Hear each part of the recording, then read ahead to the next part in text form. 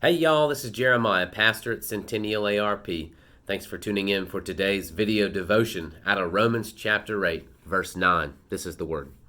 You, however, are not in the flesh, but in the Spirit, if in fact the Spirit of God dwells in you. Anyone who does not have the Spirit of Christ does not belong to him. How does salvation work? That was the question that an old man named Nicodemus had in John chapter 3. Nicodemus, he came and he knocked on Jesus' door by night, and he had a question. Teach me. Teach me what you know, because I don't know it all. That's kind of where he left it, open-ended for Jesus to speak. And of course, Jesus, being desirous for the salvation of his people, shared the good news. And this is what he said.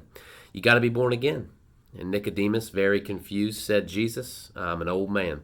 How can I be born a baby? That just doesn't work. I'm not sure what you're getting at. And Jesus said, no. You've got it all wrong, Nicodemus. I'm not talking about your physical flesh being born again. I'm talking about your spirit. I'm talking about your soul.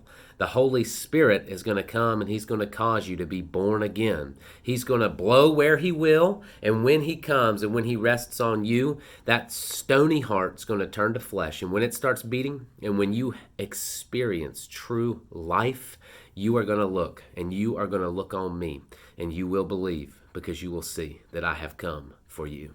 This reality, this beautiful picture plays itself out in the Gospel of John in so many different ways, but we see it with Nicodemus. We see Nicodemus's belief in action at the very end. As Jesus is dead, who takes him off the cross and who gets him there? Well, there's a few, but Nicodemus is counted among them, treating Jesus as the king that he is. What a wonderful and true story that we see of an old man, one of advanced years, having the Holy Spirit work in his life and come and dwell in him. But that's how salvation works today, dear Christian. Is that what you are acknowledging? Is that what you think about when you think about your salvation? Or are you filled with guilt and shame, with frustration and anger because you feel like you're not doing enough? You feel like those that are around you are judging you because you are not as righteous as you should be.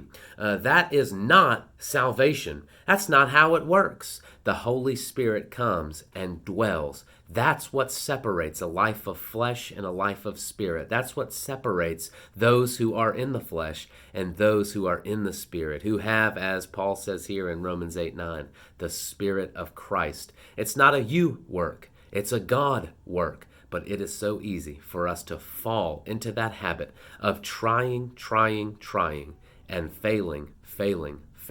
Those feelings, those emotions, anger, dissatisfaction, misunderstanding, no contentment, all of this swirls around us, and it leads into guilt and shame and embarrassment, which swirls even more until we begin to turn our eyes away from this God. But that was never the God of the Bible. That is the God of your own making. Do not make God up, dear Christian. Look to see what he says about himself in the Word. The Holy Spirit, he blows where he will, and he dwells in you when you confess and believe. Remember that today and see that Holy Spirit, see your God working for you.